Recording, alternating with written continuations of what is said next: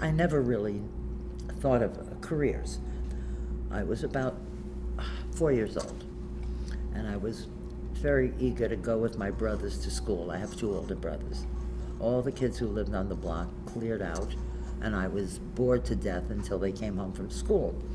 So I used to beg my mother, take me over to school. I want to go to school. She said, well, you're too young. I said, please, and I drove her nuts. I was impossible. So she walked me the 2 blocks, took me to the principal's office where the secretary worked, and she told her that I would like to go to school there. And the gal looked at me and she said, well, you know, Dorothea, you're a little too young. Come back in a while when you'll be older and you can come to school. I was devastated. I don't know what it was that if I can't go to school, then I'll become a teacher. So she took me to the Five and Dime store and bought me a little slate. You know, they had these little chalk slates and a box of chalk. And I went home and I had a bunch of dolls, many dolls.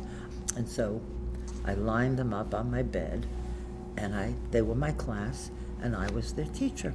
Okay, my mother said she would walk by and see me walking up and back, talking to the dolls, writing on the board, and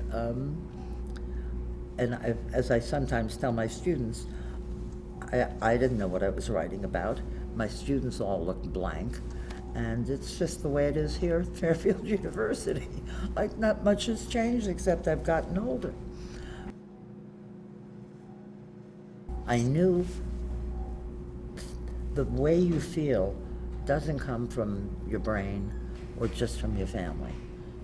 It comes from where you're living, the people you're near, and my first experience of being different than other people, going way back to my childhood in Florida when my parents moved us down there for 6 or 7 years. There were 3 of us waiting at the school bus. School was in session. We went down to where all the kids were, and the lady, the driver, said, y'all can't come on the bus, honey. I can't take you. And she closed the door, drove away. We go home. My mother says, did you miss the bus?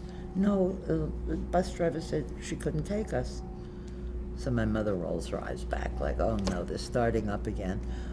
Sure enough, the second day the woman said, I'm sorry, I can't take you, but tell your mother there's a quota of Jewish children in the school.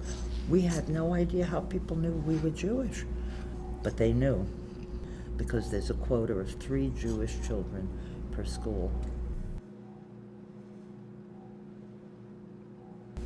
But it was, you know, it was a good emotion building and knowledge building exercise. And from then on, I really knew, and that changed the whole way I saw people, the whole way I dealt with them.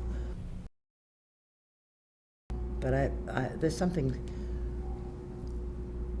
very satisfying about teaching, about looking out at young people to make a connection with a person and to maybe transmit something that you know.